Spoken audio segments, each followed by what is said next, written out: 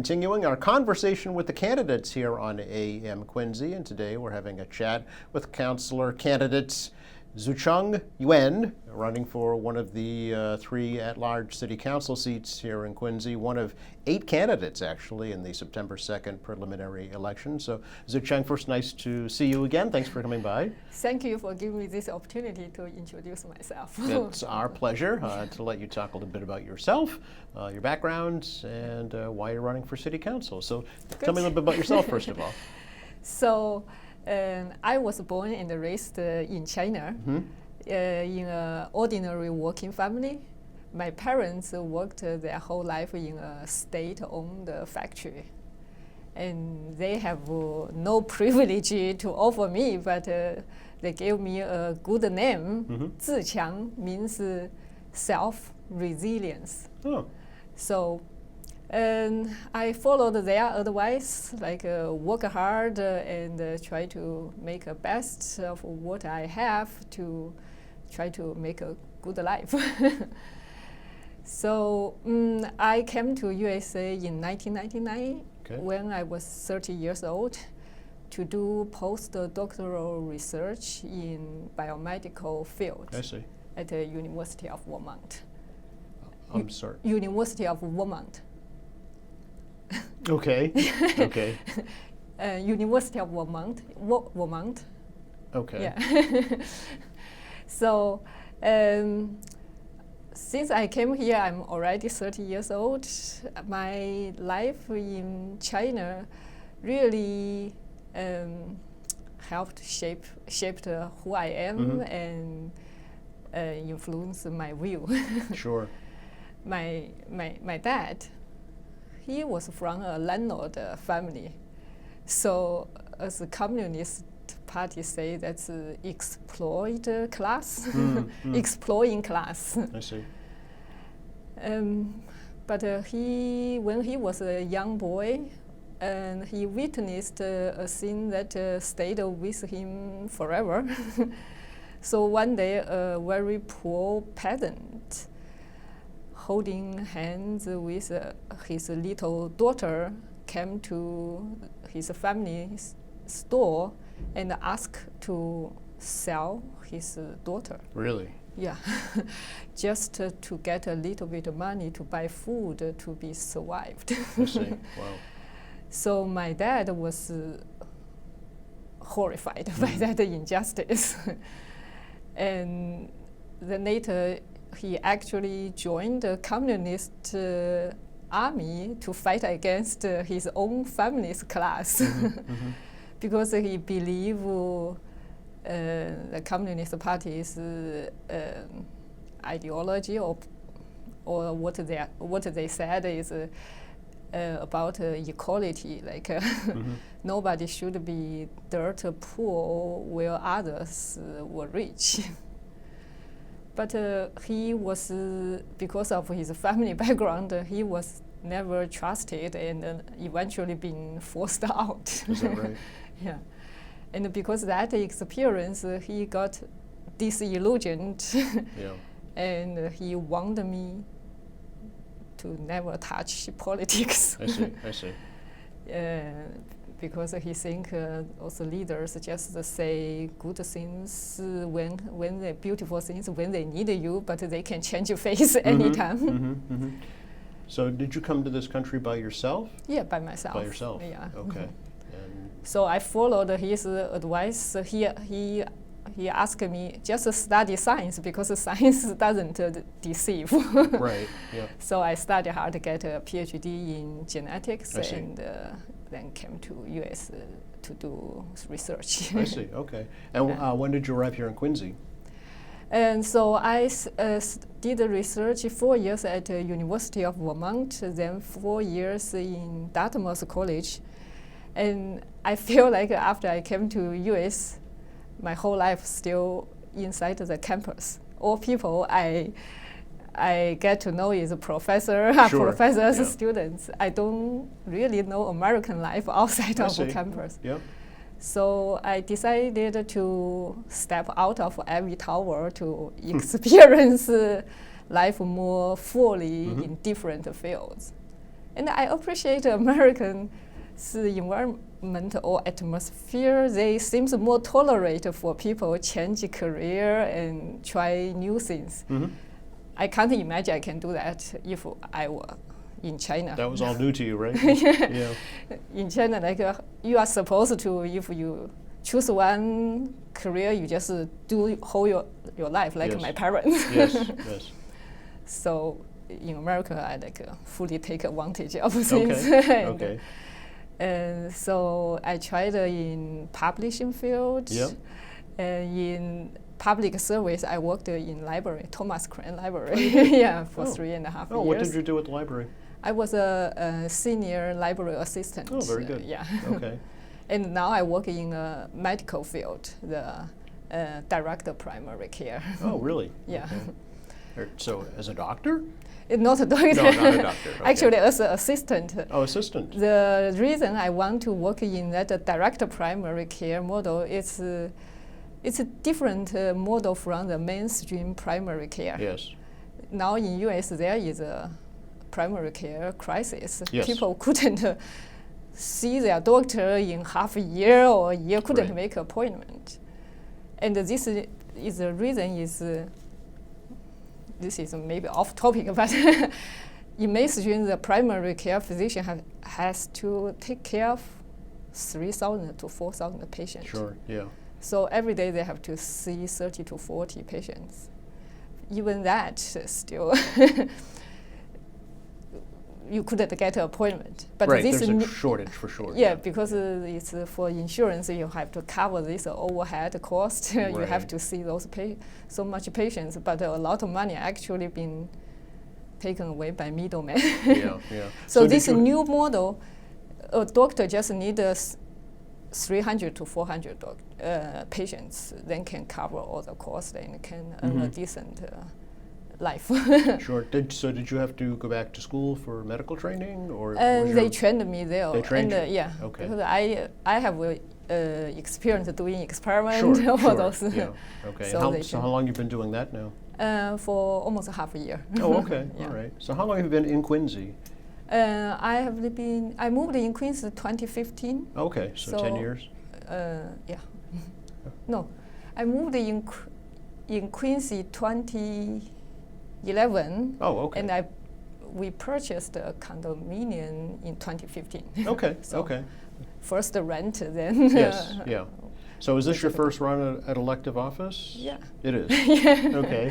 So what was the thought behind that, Yes, Zupon? I have never dreamed running for public office, and I think I'm able to run. I have to say thanks to American system. Here, people, regardless of your background, no matter you are immigrant or minorities or from a working families, you all can step forward to serve. Mm-hmm. But that's not true in China. I see. Gotcha. In China, all the officers are appointed. Yes. There's no real elections. Right. And also, don't talk about politics is a motto. Oh, really? Yeah, Okay. in China, because if you say something not aligned with the government's policy, you can get a serious trouble. Okay.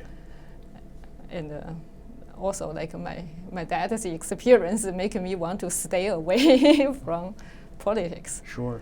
But yeah, even I stay away from politics, but the sense of fairness and justice, which shaped his life, still run in my blood. Mm-hmm. Okay. So, if I see something unfair or unjust, I can't keep quiet. I see. Yeah. Okay. All right. So why are you running for a councillor at large here in Yeah. Quincy? Yeah.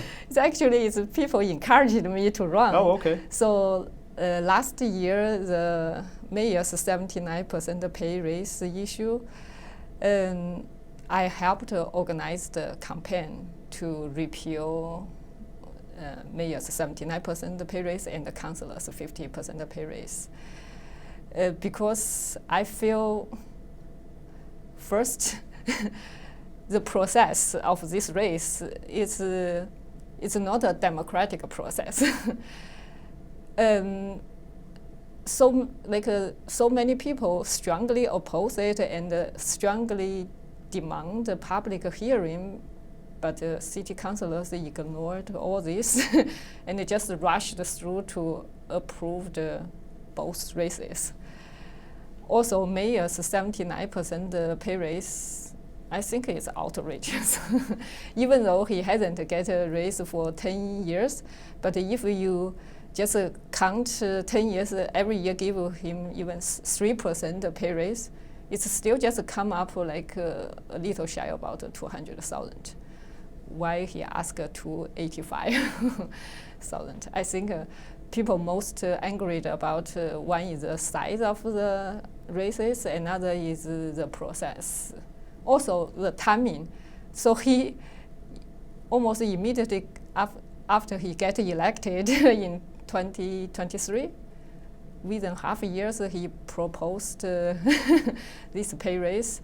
And when we connect the signatures to repeal this raise, a lot of people say, hey, why he has planned this for sure before, why he didn't tell people when he running for re-election. If he told people he is going to ask this raise and during election and he still get elected, then no problem. But doing afterwards, then people feel kind of being cheated or something. So that's why I feel this pay raise issue against everything I learned about democracy when I came to US. So when I first came to US at the University of Vermont, my landlady proudly showed me how democracy works in US. So one evening, she brought me to a city council meeting in Burlington, Vermont. And they explained to me, saying those city councilors are elected by residents and only paid a small stipend per meeting. They serve just for the honor of serving their community. So that's an eye-opening moment for me because back in China, you know, the officers are all appointed and privileged. Government meeting closed to public. No ordinary people know when or where the government meeting is, let alone being allowed to participate. So that meeting planted the seed in my heart, all elected officials are public servants. What are folks saying to you, Ziquan, out on the campaign trail? You know that they are concerned about here in the city. Oh, people appreciate I step forward to serve, and like at the door knocking, I met a city employee. He said, I just get 80 cents per hour raise a whole year. He said, city seems not taking care of small guys or people working in front line. And compare those top officials, some top officials get a double-digit percent raise a couple years ago. Also, elected officials get such a high raise. To me, I feel elected officials are public servants. If you really aimed at a big bucks, you should work in the private corporation. So are folks asking you about things like development and traffic? Yeah. Some people questioned about the city using eminent domain, pushing out the tax paying business and seize private property. And they say, and they're doing this is for some vanity project.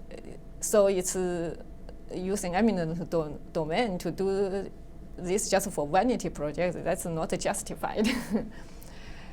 For development, people asking, so many big developments going on, and the big developers keep getting long-term tax breaks. But why residents didn't get help? A lot of people concerned about the property tax increase, make them feel like difficult Yeah. to stay. It's been talked about as having a residential tax break or exemption. Do you think that would be a good idea? Yeah, I think I will support that. You would? Okay. Yeah, especially some people retired with a fixed income. Mm-hmm. They really concerned about if they can keep staying in Quincy.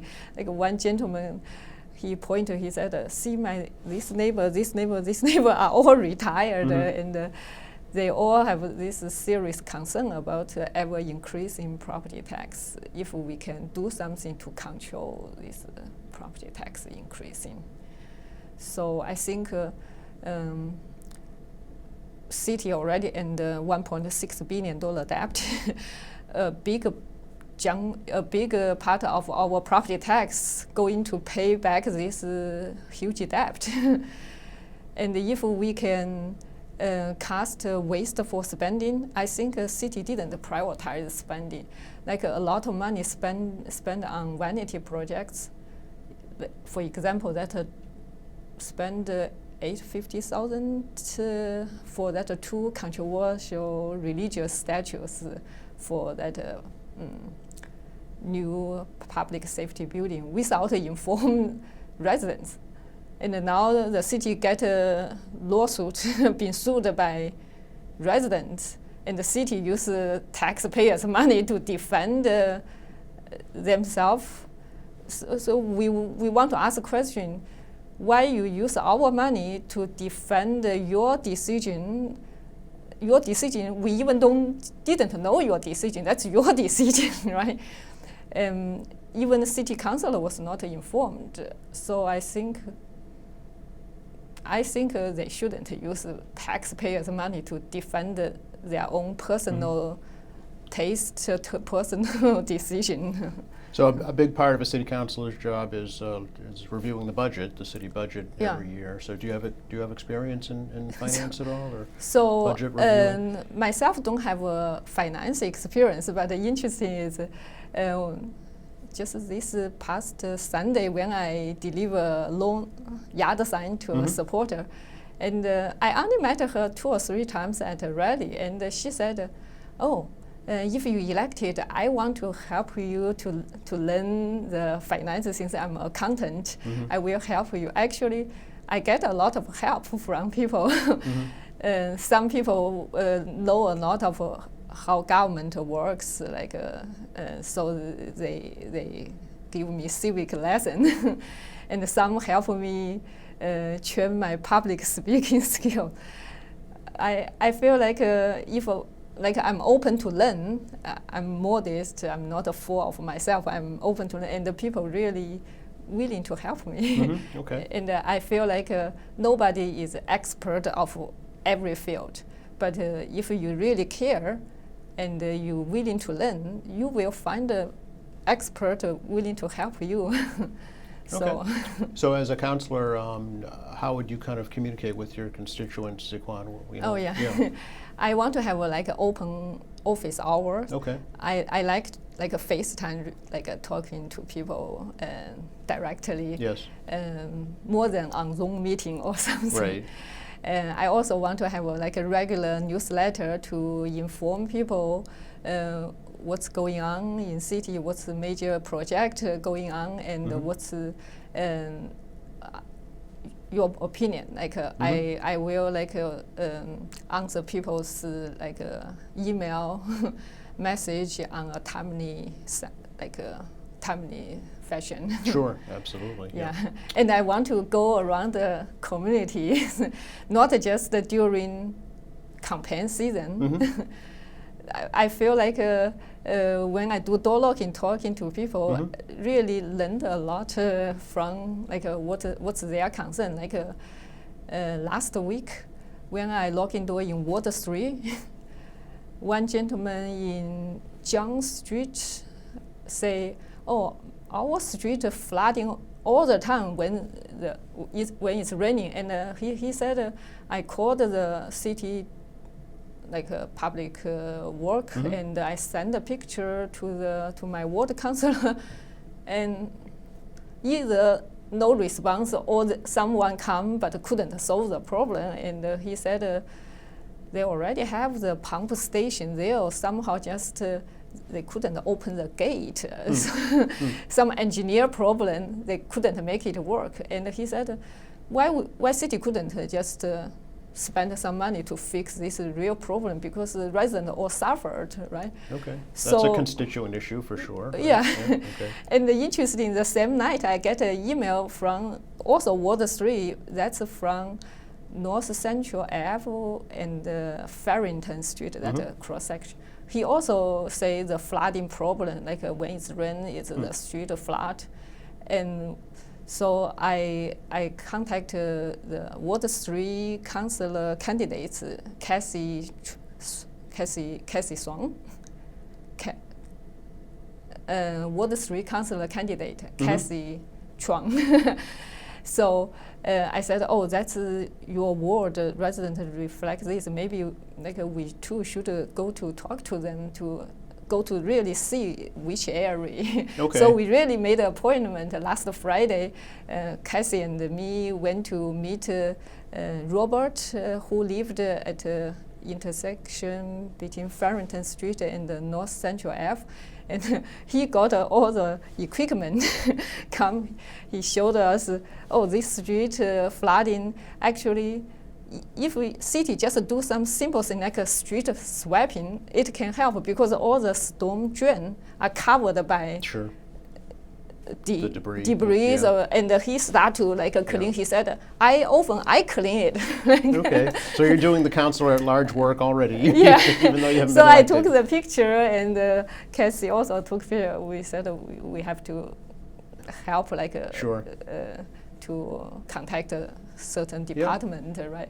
And I feel like this work, city should spend money on those issues, really help solve problem. Okay.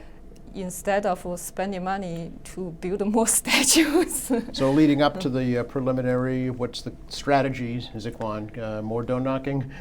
More door knocking. Yeah. Also, I think in last week I will get some volunteers holding signs Okay. at a busy intersection. Sure. But I'm not just holding signs promoting my name. I want to have some message signs. Like I already print out like one message sign, also big. It's like transparency matters. Okay. Another sign is represent your concerns.